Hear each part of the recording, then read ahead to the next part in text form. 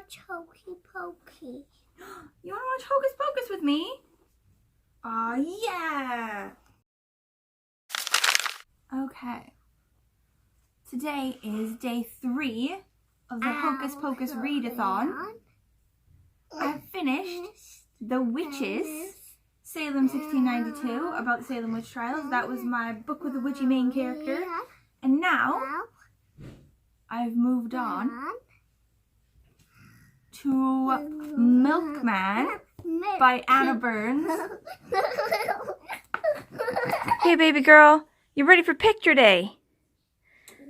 Are you going to look this cute in a couple hours when you actually take a photo, or are you going to have everything messed up? Like a dirty cardigan, and messed up hair, and something weird on your face like last time?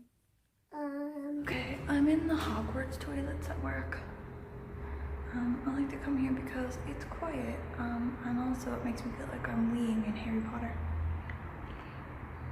Right, so we're a pretty good way through Milkman currently. I started reading it last night, and also I was reading it this morning. And it is amazing. I love it so much. It's amazing. It's weird, which is fully up my street. I love things that are weird. Also, I knew basically nothing about this book coming into it. Like, my friend said it was good. I was like, awesome, let's do it. I found it at Hay Festival. I was like, I'm sold. But it's about Northern Ireland and like the troubles in that time, you know, like the violence and everything, and like the tribalism, like the sort of like Republican Irish and the sort of loyalist, sort of royalist Irish or whatever. And like everything about it is like written really weird. No one has a name. Everyone is either maybe boyfriend, first brother-in-law, third brother-in-law. Like she herself doesn't even have a name. Like she's referred to as maybe girlfriend, you know, first sister-in-law, blah blah. Okay, but it starts out like the very first line. The day somebody makes somebody put a gun to my breast and called me a cat and threatened to shoot me was the same day the milkman died. Oh my god, I love this book so much. Basically, she's on about how she like reads a lot. She's always got her head down, walking between places. And that sort of like set her out as like putting me like being on like the radar of the milkman or whatever. So he's like bugging her now. He's like trying to seduce her and get him or get her to have like an affair with him. But he's like some sort of senior paramilitary to do with the troubles. And like somebody from like state or whatever, or like the other side, took a photo of him and it's like has him on surveillance, and she was with him, or like he was with her at the time, like bugging her, and so now she's also on surveillance and she's like worried that she's now like an accomplice. So it just happened now where they were in like her maybe boyfriend's like car like shop thing. He like collects car parts and stuff. And a guy came into him with like a really dodgy like car transaction. He's like, you can just have this car. He's like, oh really, I can just have it? He's like, yeah, you can just have it. And it was like basically in pieces, like it was a car bomb, or like it was in like a terrible crash or something. But he doesn't ask, he's just like, yeah, I'll take that. But then all of his friends come over to like look at it, and they're like, oh my god, it's like the best car. It's like really, it's like old, it's like, oh, it's, you know, I don't know anything about cars. Like I didn't understand anything what they were saying, but it's ideal as a car part. This other guy comes and he sees that there's like a British flag on it, and he like just makes a huge stink. He's like, what do you think you're doing? Like taking in car parts to have the British flag on it. But the British flag is never talked about. It's only alluded to. She just says, oh, the symbolism from over the water, which is also the symbolism from over the road or whatever. It's all like coded and weird, and I am loving it. We'll see how it goes through the day. Okay, I'm still in love with this book. I've been listening to it this morning. It's getting even better right now. As I was coming here, she's on about going to a French class, and her French teacher was like, look outside, you know, what color is the sky or whatever. And everyone's like, it's blue, it's blue, it's blue. But obviously like the sky's not blue, it's got loads of different colors, blah blah blah. And how everyone just kept saying, oh, it's blue, and like turning their backs on it or whatever. Like, I guess mainly because the book is about like what happens to communities like during prolonged conflict, you know, like how do they cope? But it like introduces the idea of like people who are beyond the pale. There's people who are just basically different, and see things uniquely and act different from like the communal way of acting. She goes running with her third brother-in-law, like the brother-in-law she actually likes, not the one that's like a total sleazeball. But they're running and he's like, oh, I need to talk to you about how you always walk and read books, but like you walk with your head in a book or whatever, like you need to stop doing that, you know, you need to be vigilant. And she's like, no, I won't do that. She's like, it's like a vigilance against being vigilant. Like she actively refuses to participate in any way, like by being vigilant or to sort of like acknowledge the surrounding situation or whatever. I am absolutely loving it. Like she's talking about like having like a Catholic family as well, like her family's huge, and like one sister they don't talk about anymore because she went and married someone from the other side, and how she doesn't want to introduce maybe boyfriend to her mother because then it'll start like the lectures about when are you getting married, when are you having kids, blah blah blah, and I can relate. Okay, today's lunchtime activity is the bookstore. Sean from Shawnee Reads was on about how she got a graphic novel and it was really cute, and I was like, oh, I really like that, and she said, oh, Anwen would like that. And I was like, oh yeah, I have a kid and she likes pictures. So it's gonna be like maybe a way for me to read books that are nice, that I like, that are interesting to me, but also that will keep her attention. We can read it at bedtime so I can stop reading her horrible kiddo books. Yeah.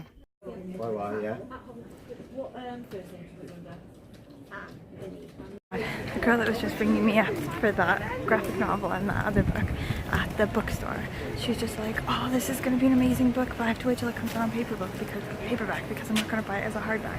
And then she was like, oh wait, like I feel really ridiculous, like, were you buying this for a kid? And I was like, well, yeah, it's like a new idea I have that like I can read it and it'll be really nice, but also my kid can listen to it while I'm reading it, and I won't have to read any horrible kids books anymore. And she was like, oh my god. And then she just gave me a list of like amazing like books that I should look at. Apparently a guy, Todd Stanton, Kai and the Monkey King. Has anyone ever heard of that one? I'm gonna Google it and then apparently see like if this graphic novel idea works with Anwen and she's really into it and I'm really into it. It may just open up a whole new world for us. Why she needs to go back to it? Well, she accidentally kicked it, see? So now, that's her shocked face. She says, oh no, look what I did! And it kicks into the water. Inside there is this whole thing. Why is this whole thing? Because it's magic. The turtle likes this in. Yeah, well this is the inside of the turtle thing. She's looking inside it and suddenly, there's lots of stuff in there. And is there a turtle in it? I think that's the one thing that's not in this shell. Oh yeah, no, there's the turtle. He's wearing a sweater. Why the turtle wants to be a guy, not just an animal? Well, he's probably cold. You want some cookies? No, thank you, Baba. So, I'm definitely more than halfway through Milkman now, from yesterday night and this morning, and it's still really good. Like the Milkman, the sort of paramilitary guy who's not actually a milkman, no one knows why he's called the Milkman really, he has basically gone to the girl and been like, you're mine now, and if you continue to see your maybe boyfriend, I'm gonna kill him. And then spread it around to everyone that she's his, so everyone's like, oh, you're with the Milkman now, and she's like, no, I'm not with the Milkman. But basically, even though he's like stalking her and making her feel super anxious and stuff, like she can't actually go to anyone about it because everyone thinks that she's dating him. And because like she said in her area, because it's like a rebel area, the only reason you call the cops is if you were going to shoot them so they wouldn't come. She's sort of in the bathroom of this club or whatever, and all of these girlfriends of like the paramilitary's groupies, like the other paramilitaries that just sort of like hover around this senior paramilitary guy, all the girlfriends were like trying to get in with her and like be friends with her or like establish her in the hierarchy of groupies' girlfriends. And like tell her the rules of being a paramilitary's girlfriend, like you're not supposed to go to the bar by yourself or blah blah blah. Also, there's a new character which is the actual Milkman. He's not called the Milkman for like a weird reason, but is actually a paramilitary. He's actually the Milkman. He brings milk, and he's like a cool guy. He's apparently one of these guys that's like beyond the pale, one of like the different guys. because he like completely rejects the whole like violent situation. He's like, no, you paramilitaries can't bury weapons in my yard. Get out. Like, even though most people are just like, you know, grin and bear it. They're like, fine, like I have to accept that that's how it is. He's like, no, fuck that. And like he like yells at kids or whatever, and so everyone's like, oh, he's the person that doesn't love anybody, but really he's like secretly really loving and really supporting and helpful and like neighborly. Just like a really kind man, but also like not taking any shit. I'm excited if I was gonna go to the house. Well, Emma's not gonna come to our house. Why don't we talk about this? Emma told me. No, you're gonna go play at Etta's house. Emma can't come here. We have enormous dogs that scare the crap out of her. The sneakers coming out is the ultimate sign that it's actually autumn. Instead of just flats and sandals. It's their first entry into the world after the summer. They're excited. The girl in the story has just been poisoned. I'm gripped. Lunch! Ugh. It's raining again. Y'all, I finished it. That's the end of the Milkman. Oh, it was definitely one of the best books I've read this whole year. I really loved it. I listened to it on audiobook as well as reading it, and I did it like really fast. I was absolutely gripped. Like, I don't want to like tell you too much of the ending because I desperately want you to just go and read it, and I don't want to give anything away. But like the ending, I feel like was really good. Like sort of in all this mess or whatever, it's like the people who are beyond the pale, like the weirdos or whatever, who turn out to be like, you know, like rays of hope, and sort of they shoot bits of hope and change into the community. And like one of the guys was the actual milkman, like he sells actual milk. He ends up sort of like getting a relationship-ish like with the girl's mother, and it sort of changes the mother's whole world, and like makes her a different person and makes her happy, and changes like the relationship with the daughter that wasn't very good, and like the weirdo couple that's like maybe boyfriend's parents who left to be international dancers. Like all these like little girls start this new game in the street where they like dance and pretend to be them, and like they wear all of their like older sisters like dresses and heels and like pearls and everything, and it was just amazing. Okay, so as I said before, I have finished The Milkman by Anna Burns, and it was amazing. That's 2 books down now for the readathon. That one was my one that was supposed to have a female protagonist. And I feel amazing after having read it. Like, the ending was so good and like so positive and really upbeat, and it's like launched me into the weekend on like 100% the best foot. Yes, definitely read this book. Anyway, moving on to the next one for the weekend is one that's supposed to be spellbindingly atmospheric. So I've never read this book. I don't know if it is spellbindingly atmospheric. I just really hope it is, or else it will have let me down. Is The Death of Mrs Westaway by Ruth Ware. And this is actually a signed copy, which I sort of find I don't actually care about as much as like I want to be a person that cares about when a book is signed by the author, but I think in reality I'm not that person, and I'm still going to give it away and or sell it on the internet when I'm done with it. But anyway, because I have the whole weekend to read it and don't have to waste any of my time in work not reading, like how dare they, I have the whole weekend to read it, so I don't have the audiobook, just have the book, and I'm going to do this all weekend. So if I finish it by the end of Sunday, that will be on track for my Hocus Pocus Readathon ultimate plan. What's this rubbish show? Y'all, can we please talk about my shirt? What are you doing, Hank? What are you doing? You go sleepies? You can go upstairs, go sleepies? You say it's my jumper. Say it's my jumper. Say it's my jumper. So first we're gonna go to Nero, get a bit of brunch, yeah? And then I'm gonna go out, meet people in town, okay? And then around dinner time, I'm gonna come back and Daddy's gonna go out and meet different people. And you have to brush. It's gorgeous. We are going to Nero. Watch out. I think it's blue. I almost stepped in poo. Oh, gross. Going to Nero. We're gonna have a bit of brunch and a bit of a read.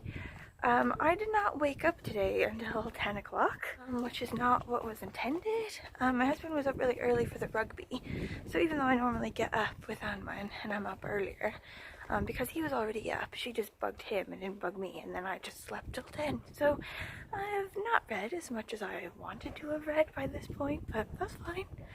I'm not worried about this. Okay, so as I said before, I woke up really late today, so I haven't done any reading yet today. All of the reading that I did in the book was last night, so I'm only on page 45, which is not good. But I am really liking it, if that's any consolation. And I feel like it is, because books that you like go faster. We do have a bit of a problem in that I'm supposed to meet some people in town at 2 p.m. for a bit of day drinking, and that's supposed to last until I'm supposed to come back to the house and take over watching Alma for my husband, who then has to go out for his mates. So, bit of a Saturday switch, sometime in the cafe now, between now and the time we leave, and then also probably at the house or at the park or something. It's a glorious day outside, which is amazing, because I spent this entire week complaining about how October is always so rainy. It's like the gods have heard me. So read a bit and then go out and then come back, and then tonight, like, Anna and I can have like a bit of a girls' night while Daddy's out drinking, and maybe I can read a bit then. So maybe we could watch Hocus Pocus. Oh, pizza and Hocus Pocus tonight. Oh my god. Deal.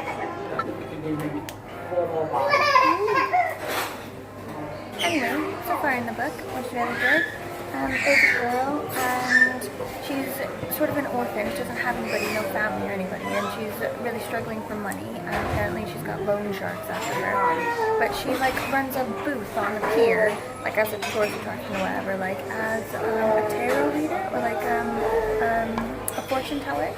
And she learned it from her mother, like a craft. And she doesn't say that she's like a real fortune teller. Like, she's straight out of the gate, like, I do this by reading people really well and, like, you know, appropriately guessing what they want me to say, and like being a bit of a therapist more than a fortune teller. And she gets this like mysterious letter in the mail saying, your grandmother has died and she wants you to come down to her manor house and talk about like what she's left you. She's like, that's not my grandmother. My grandmother died ages ago, and I don't have a father because I was like the product of a one-night stand, blah blah blah. But she's like, oh, should I still go anyway? Because I really need the money. Should I pretend like I do know that this grandmother is my grandmother? And that's where we are currently, and I'm really liking it.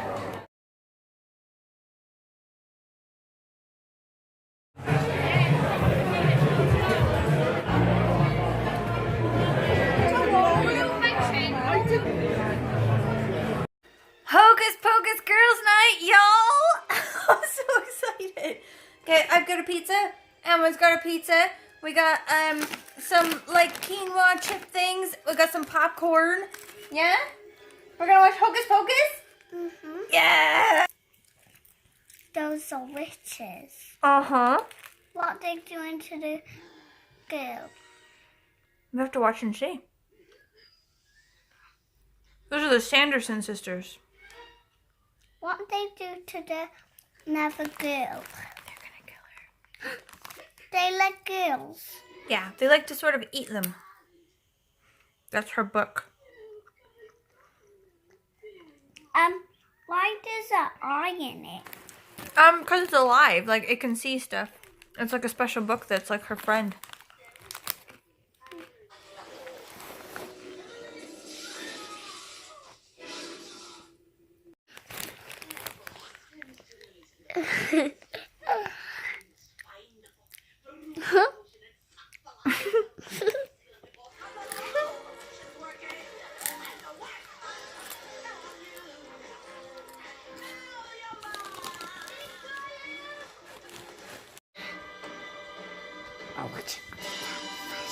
It's on television.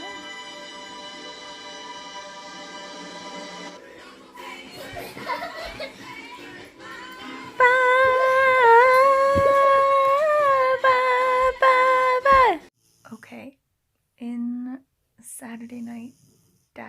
not drinking tradition. The Spud and I are having a sleepover. Or she's having a sleepover and a snoreathon. And I'm having a read over. Like, I'm definitely more than halfway through this book now. And I'm fully on track to finish it for tomorrow, so that's pretty good. I am really liking it so far. It's not like forever in your heart, you know, recommend to everybody on the planet good, like some books. But it's good. It's like fast paced, it's interesting.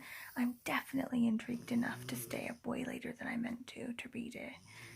Like, you know, one more chapter for 3 hours sort of problem I can see. So the girl, like the main narrator, name's Hal.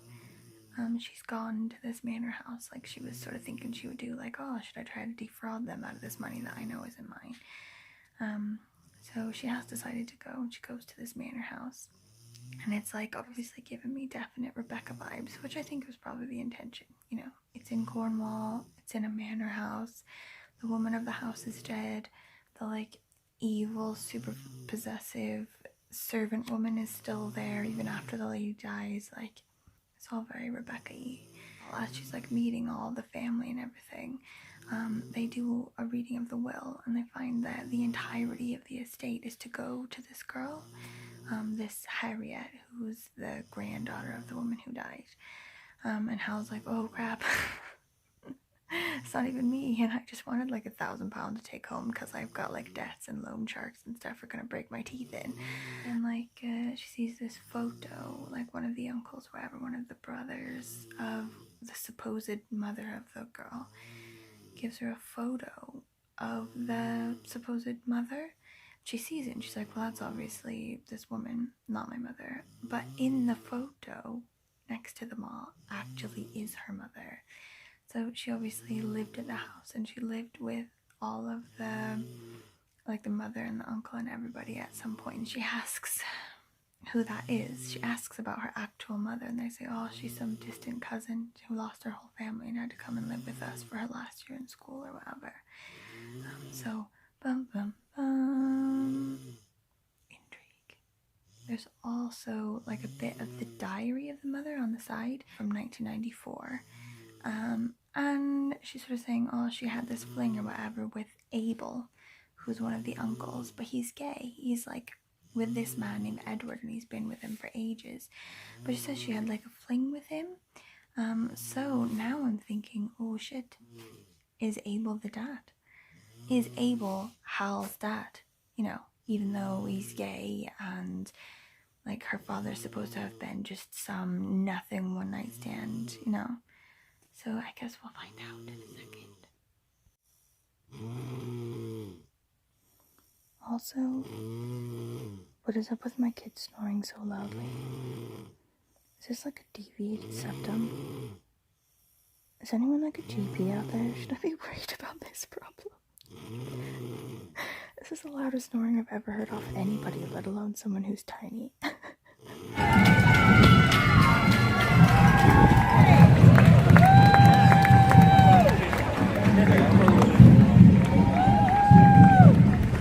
Oh my god. We just ran the gauntlet of the marathon. The runners were coming so thick and fast, and we had to cross that road. And like, the route is really long, like there's no possible way we could have gone elsewhere. It's like, where we were in our house is like separated by race on all sides basically. We're pretty close too. So I had to like pick up the baby with all my shopping and everything, wait for like a bit of a lull, and then run with the runners on the road for ages, trying to like go across it like Frogger, like that 80s game. Anyway, I failed. I forgot the marathon was today. I walked out of my house and I heard a chopper up ahead, and I was like, oh god, someone's got stabbed again. So that's the only reason choppers go about in our neighborhood. But no, it's because of the marathon. I completely forgot about. Like, there were loads of like good luck messages to runners in like the WhatsApp group for my kids' school. Because there were so many good luck things, I muted that. So obviously. That's not only a mom fail, but just an adulting fail in general. So congratulations for me. Anyway, I've successfully made it across the road, so, you know, it could be worse. Damn it! I have to go to town now because I told my friend that I would see Judy with her at the cinema, and now I have to leave. Like 10 minutes ago I needed to leave, but I'm so annoyed because I'm almost done with this book. I only have like, what, like 30 pages left, and it is so gripping. Like, I don't want to give too much away because I definitely want you to read this book, but basically she thinks that so-and-so's her mother, so-and-so's her father, blah, blah, blah, blah. Turns out it's not that. She's just found like a photo album that says everything is completely not as it was, and she's like, blue eyes met dark. Helena inherited her dark eyes, blah, blah, blah. So-and-so was her father. And now it's the end and I have to go. I'm so annoyed. Taking this book with me. Hopefully my friend will be late to the cinema and then I can read it there. Damn it! Y'all nailed it. That's the end of that one, and it was really good. I really liked it. It was super annoying that I had to stop like right in the middle of the best action to go to the cinema. But actually, that movie about Judy Garland got me straight in the feels, so that was worth it. But just finished this one. It was really good. Like, I wouldn't say it was like, you know, deep literature. You know, I wouldn't say it's the best book on the planet. Like, also, it wasn't even particularly atmospheric, to be honest. Like, this was supposed to be my, like, spellbindingly atmospheric one.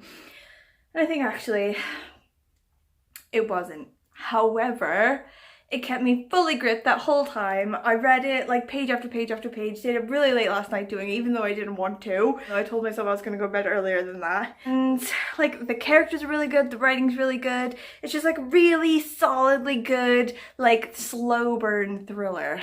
Like, I recommend, 100%, hardly recommend. Also, I saw on BookTube somewhere, I can't exactly remember where, but I'll find the video and I'll find the girl that was doing it. It was really good. It was like an aesthetics tag, and she was on about like the best naked book cover or whatever.